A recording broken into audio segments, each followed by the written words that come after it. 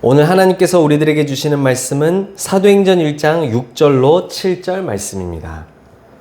그들이 모였을 때에 예수께 여쭈어 이르되 주께서 이스라엘 나라를 회복하심이 이때니이까 하니 이르시되 때와 시기는 아버지께서 자기의 권한에 두셨으니 너희가 알 바 아니요. 아멘. 오늘 말씀의 제목은 사도들의 문제입니다. 여기 이 자리에 하나님이 주시는 응답을 받고 싶지 않다라는 사람은 절대 없을 것입니다. 우리 렘넌트들에게 하나님이 준비하신 달란트, 그래서 그 학업과 또 미래, 이러한 부분들이 하나님이 우리 렘넌트들에게 주실 진정한 응답인데, 여러분들과 제가 만약에 하나님이 주시는 진정한 응답을 받기 원한다고 하면 먼저는 뭐가 필요하냐 하면 하나님이 주신다고 하는 진짜 응답이 무엇인지를 알아들을 수 있어야 되는 게 먼저인 거예요. 그렇죠? 그리고 하나님이 주시는 진짜 응답이 무엇인지가 알아들어지고 깨달아지면 그때 내가 무엇을 해야 될지가 꼭 해야 될 것이 발견되어지는 겁니다. 그러면 내가 하나님이 원하시는 응답이 무엇이며 지금 내가 해야 될 일이 무엇인지가 발견되어졌기 때문에 응답은 내가 찾아 헤매 돌아다니는 게 아니라 나에게 따라오도록 되어져 있는 거예요. 그게 우리 렘넌트들이 응답받는 비밀입니다. 저 이방인들처럼, 저 종교생활하는 사람들처럼 이거 주세요 저거 주세요 막 열심히 우는 만큼 주고 열심히 부르짖는 만큼 주고 그걸 또 받아서 좋다고 그게 전부라고 생각하는 것이 아니라 하나님이 나에게 준비하신 진정한 응답이 무엇인지를 먼저 아는 것, 그걸 아니까 지금 내가 해야 될 일이 무엇인지가 발견되는 것. 그럼 내가 그 속으로 24 들어가잖아요? 그러면 나머지 응답들은 내가 쫓아다니고 헤매지 않아도 따라오게 되어져 있는 거예요. 이게 우리 렘넌트들에게 잘 이해되어져야 됩니다. 이게 우리 렘넌트들이 응답받는 비밀이자 길이라는 거예요. 그런데 이제 이걸 이해하고 이게 안 되어지도록 하는 부분들을 치유하시려고 하나님이 우리에게 몇 주간 동안 이스라엘 역사를 통해서 분명하게 말씀하시는 한 가지가 있어요. 그들 안에 있는 틀린 망대, 멸망할 망대, 사단의 망대를 전혀 무너뜨리지 않고 그리스도의 망대가 세워져야 되는데 그걸 전혀 하지 못했다라는 거예요. 그러니 가장 축복받는 자리에, 가장 하나님의 언약을 받는 자리에 있으면서도 노예, 포로, 속국, 자신과 후대들이 멸망당하는 그런 일 속에 있었다라는 거예요. 그래서 지난주 우리가 말씀 받았었잖아요. 유대인들의 문제는 무엇인가? 겉으로 볼 때는 굉장히 막 대단하고 경건한 것처럼 보이거든요. 지금 여기도 회당에서, 유대인의 회당에서 하나님의 말씀 읽고 있는 모습입니다. 손대고 우리는 막 그냥 침 묻히면서 종이 넘어가고 이러지만은 이 사람들 전혀 그러지 않아요. 야드라고 하는 요 꼬챙이 같은 거 들고 탁 하나님 말씀 쫙 찍어가면서 이렇게 할 정도로 경건하고 성경 다 통째로 외우고 어느 정도로 외우냐니까 저 사람이 딱 행동 하나 하면 뭐가 율법에 어긋났는지 화자자자자작 찾아지고 발견될 정도로 싹 머리에 입력시켜 놓고 사는 사람들이란 말이죠. 그러니 하나님의 축복보다 마땅한 것처럼 보일 수 있고 우리보다 훨씬 대단한 것처럼 보일 수 있지만 이들은 틀린 망대 벗어버리지 못했어요. 다시 말하면 성경이 말하고 하나님이 우리에게 주신 복음이 무엇인지를 전혀 몰랐던 거예요. 이들이 가지고 있는 틀린 망대가 오히려 복음을 가려버려요. 그래서 예수님이 이 땅에 오셨을 때에도 기다리던 그리스도가 왔는데 예수님을 그리스도로 알아보지 못했잖아요. 그래서 사람들이 렘넌트들에게 뭐 성경 많이 읽어라, 기도 많이 해라 이렇게 얘기할지 모르겠는데 저는 성경을 읽는 게 잘못됐다는 게 아니라 복음을 모르는 성경 읽기는 유대인들과 똑같은 일 하는 거랑 똑같아요. 다를 게 없어요. 복음을 모르고 성경을 너무 잘 아니까 남 비판도 잘하고 나 자신 비판도 잘하는데 복음 가리는 일을 하게 되어지는 거예요. 그게 어떤 결과를 낳았습니까? 나 자신과 교회 그리고 후대까지 멸망으로 이끌어가게 만들었잖아요.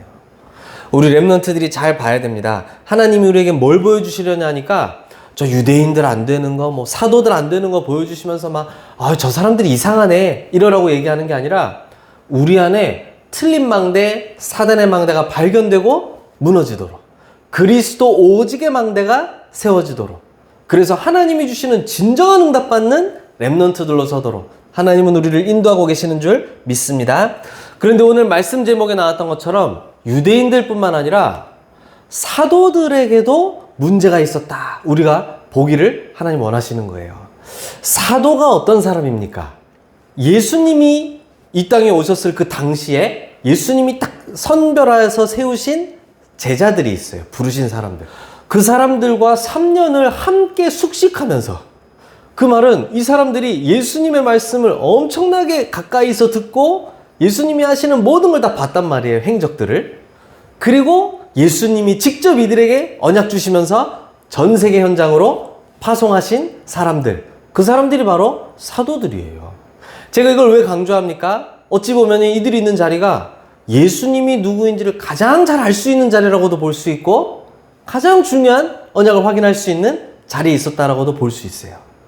그런데 아무리 사도라 할지라도 망대가 바뀌지 않으면 전혀 소용이 없다라는 거예요.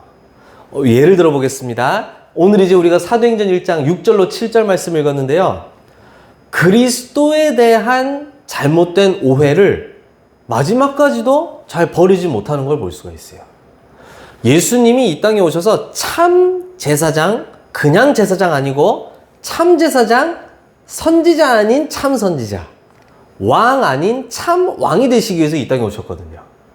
그런데 이 이스라엘 백성들은 오래전부터 워낙에 노예 포로 속국되고 이걸 가지고 있다 보니까, 야, 우리의 여호와 하나님은 우리만의 하나님일 뿐만 아니라 모든 우리를 핍박하고 괴롭히던 나라들을 다 쳐부수고 우리를 위대하게 만드실 그 여호와 하나님이셔 이러면서 하나님에 대한, 여호와에 대한, 그리스도에 대한 잘못된 사상들을 가지고 있었어요.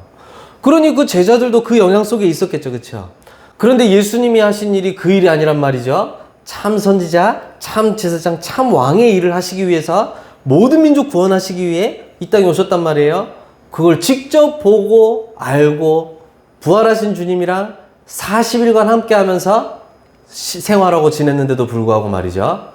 예수님은 40일 동안 하나님 나라의 일 얘기하셨다라고 사도행전 1장 3절에 말씀하고 있어요.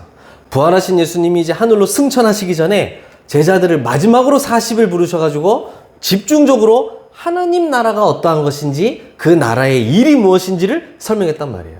다시 말하면 이 땅의 것이 아닌 눈에 보이지 않는 하늘의 것, 보좌의 것을 제자들에게 줄 거야 라고 설명하셨단 말이에요. 보좌의 미션을 말씀하셨단 말이죠. 실컷 설명하고 난 게 이제 3절 뒤에 오늘 6절, 7절이에요. 실컷 40일 다 보내고 났더니 이들이 뭐라고 얘기하니까, 그러면 이제 이스라엘 나라를 회복하심이 이때입니까? 이런 질문하는 거예요. 40일 동안 하나님 나라 얘기하고 이제 가겠다고 이제 인사하는데 마지막까지 질문하는 게 뭐냐면, 이제는 이스라엘 나라 회복되는 거죠? 이제는 우리 로마에 속국되어 있는 거 이제 해방되고 예수님이 이제 진짜 우리 승리하게 하실 거죠? 관심이 거기에 있는 거예요. 그렇죠? 예수님한테 3년 함께하고 40일 함께하면 뭐예요? 망대가 안 바뀌니까 복음과 하나님 나라의 일을 들려줘도 알아들을 수가 없는 상태 속에 있게 되는 거예요. 다른 걸 자꾸 보게 되는 거예요. 또 어떤 일이 있었느냐? 저 사도행전 11장에 보면 이제 사도들이 막 사역들을 펼쳐나가는 중에 하나님의 성령이 베드로에게 딱 역사하셔가지고 저 복음 받을 자에게 인도하셨어요. 성령이 인도받아 갔던 그곳에는 유대인이 아닌 이방인. 이방인이라는 단어는 뭘 얘기하는 거냐면 우리만이 선택된 하나님의 백성들이기 때문에 그 외의 모든 다른 민족들은 이방인. 다시 말하면 하나님의 백성 아닌 사람들 이렇게 취급했단 말이에요. 그러면서 그 정도가 아니라 복음 받아야 될 사람들이구나 라고 본 게 아니라 우리보다 밑에 있는 사람들, 우리보다 못한 사람들, 이 생각을 오랫동안 가지고 있었단 말이에요. 그걸 보고 선민 사상이라고 얘기합니다. 근데 복음은 모든 민족, 모든 사람들에게 증거되어야 되잖아요. 그러니 하나님의 성령이 베드로에게 역사하셔서 이방인 고넬료의 집에 들어가서 복음을 전하게 됐는데, 이 사람이 복음을 너무 잘 받고 하나님의 자녀 되기를 원할 뿐만 아니라 세례받고 성도가 되고 거기서 이제 이방인과 함께 이 베드로가 식사를 나눈 거예요. 그런데 유대인들은 절대 이방인들과 식사하지 않도록 오랜 전통이 있었거든요. 그러니 저 교회에서 베드로가 무할례자 이방인과 식사했다는 소식을 듣고 네가 무할례자의 집에 들어가 함께 밥을 먹었다 그러더라? 이러면서 딱 11장 1절에 베드로에게 딱 질문하는 거예요. 예수님은 승천하시면서 뭐라고 얘기했어요? 예루살렘, 유대, 사마리아, 땅 끝까지 이르러 내 증인이 되리라. 완전히 이들의 옛날 것 다 부수는 메시지 주고 딱 가셨는데 이들이 묶여있는 거는 예수님의 명령이 아니라 오랜 전통에 딱 묶여있는 거예요. 딱 그 사건을 들었을 때 이제 진짜 이방인들과 모든 민족에게 복음이 증거되어져야 되구나 이렇게 생각이 돼야 되는데 너 무할례자 이방인하고 밥 먹었다며? 이러면서요 딱 문제 삼는 걸 볼 수가 있어요. 이 교회의 한계가 나타나게 된 것입니다. 사도들의 한계가 나타나게 된 거예요. 그뿐만이 아니에요. 갈라디아서 2장에 보면요 바울이 그 베드로를 굉장히 책망한 적이 있다라고 막 얘기가 나와요. 뭐 때문에 책망하냐 하니까 이 베드로가 이제 이방인들과 함께 자유롭게 식사하면서 막 이렇게 교제하고 지냈었는데요. 어느 날 이제 그 지역에 유대인인데 그리스도인들이 와가지고 이제 같이 예배드리고 교제를 하게 된 거예요. 그때 이제 베드로가 딱 어떤 마음이 들었냐면 저 사람들이 내가 이방인들과 식사하고 있는 거 보면은 영 별도 좋지 않게 생각하겠지? 이래가지고요 딱 이방인들과 식사하던 자리를 싹 피해가지고 전혀 안 그랬던 척 하면서 이제 자기 그걸 숨긴 거예요. 그러니 이제 이 바울이 뭐라 그러냐면 이 외식하는 자요. 어떻게 그럴 수가 있느냐? 왜 우리가 옛 유대 전통을 따라가야 되느냐? 그러면서 베드로가 그렇게 하니까 다른 바나바나 다른 사도들도 슬그머니 딱 베드로 따라서 그렇게 쫙 하는 거예요. 그게 어떤 딱 인상을 주냐 하니까 그리스도만으로 복음 받고 하나님의 자녀되는 구원받는 축복이 아닌 유대율법도 유대 전통도 지켜야 되는 것처럼 하는 이미지를 싹 교인들에게 전달하게 되어지는 거예요. 그거에 대해서 바울이 엄청나게 책망하는 내용이 나오게 되는 거예요. 뭘 얘기하는 겁니까? 그리스도 되신 예수님은 요한복음 19장 30절에 내가 다 이루었다 라고 분명하게 말씀하셨는데요. 사도들의 한계는 유대법도 지켜야 되는 것처럼 그 과거와 옛것에 묶여 있어가지고 거기에 딱 잡혀 있는 걸 우리에게 지금 말씀하고 있는 거예요. 우리 오늘 말씀 통해서 사도들 온탕 욕하자 지금 이 얘기가 아니고요.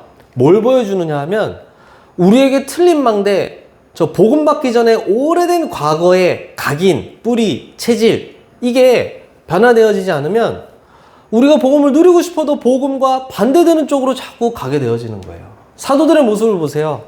망대가 바뀌지 않으니까 자기들이 원하지 않는데 우리는 원하지 않는데 그리스도와 반대로 행하는 자가 자꾸 되어지는 거예요. 하나님 나라 얘기했더니 이스라엘이 승리하는 게 언제입니까? 질문하질 않나?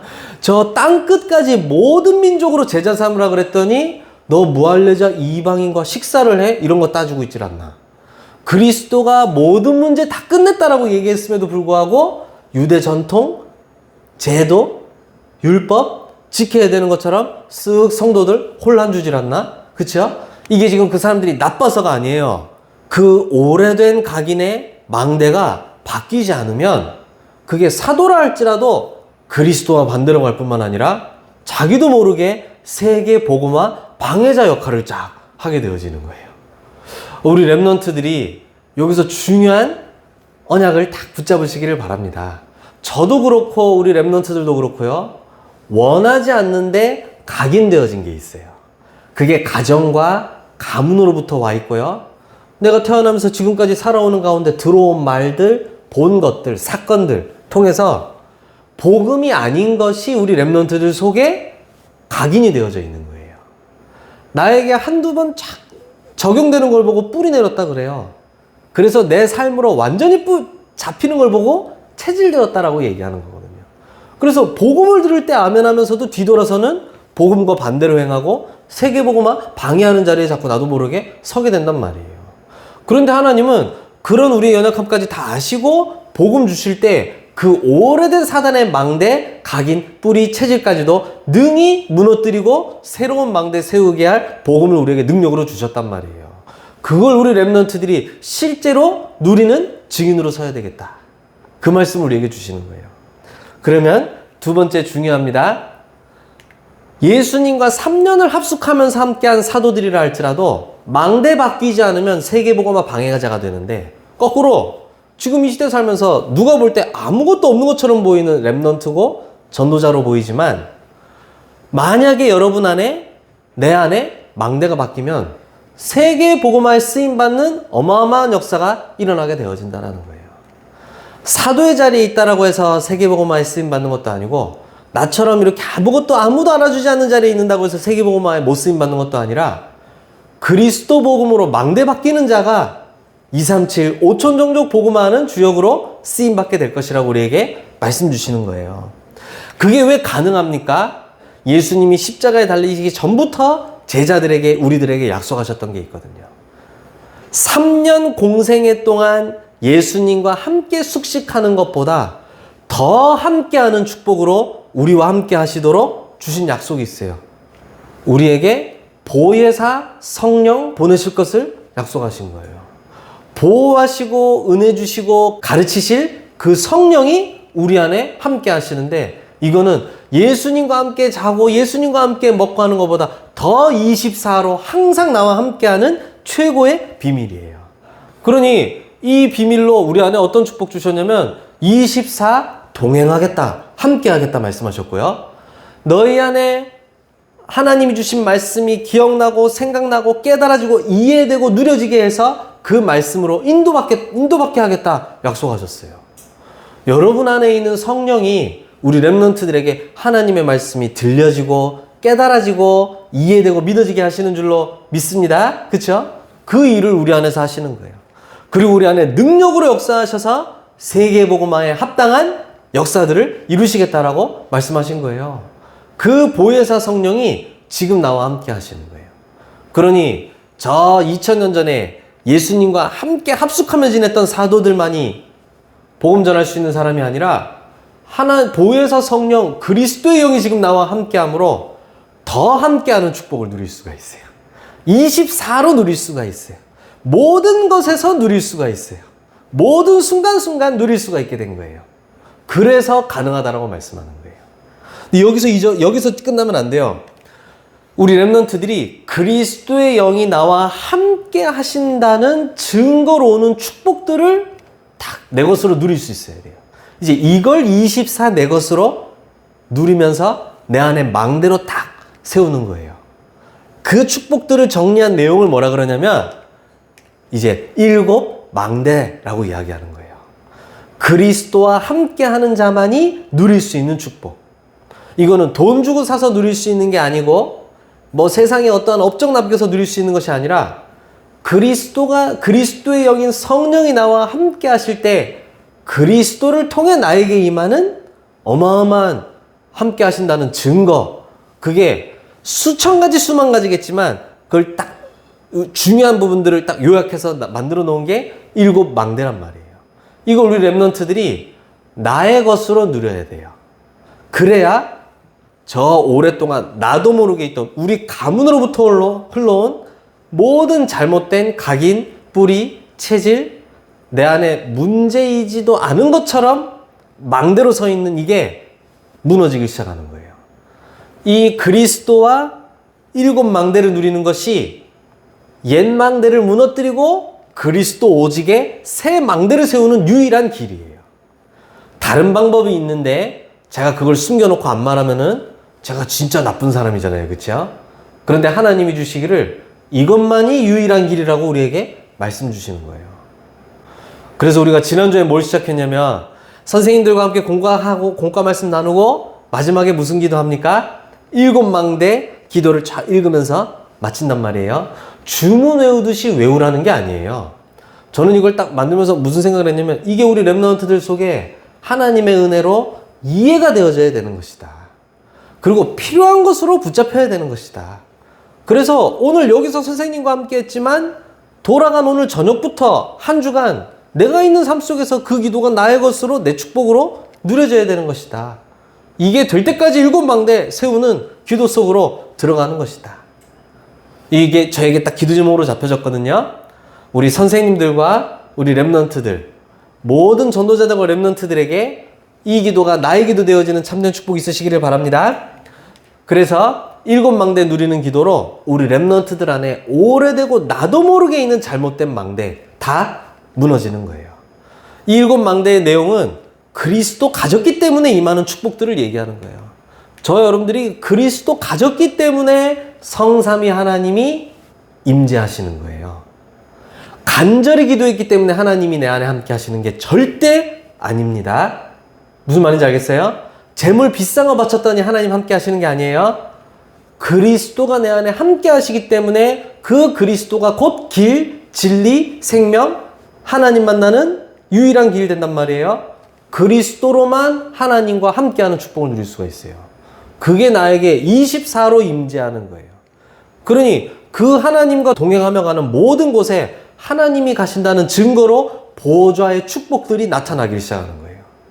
그러면서 모든 나 자신과 만나는 사람들의 과거, 현재, 미래, 운명에 걸려있는 것들이 다 풀려나고 해방되는 성령의 세계복음화 역사가 일어나게 되는 거예요. 그뿐만이 아니죠. 세계복음화를 위해 준비된 영역, 지력, 체력, 경제력, 인력은 달라고 구걸하고 매달리는 게 아니라 따라오는 거예요.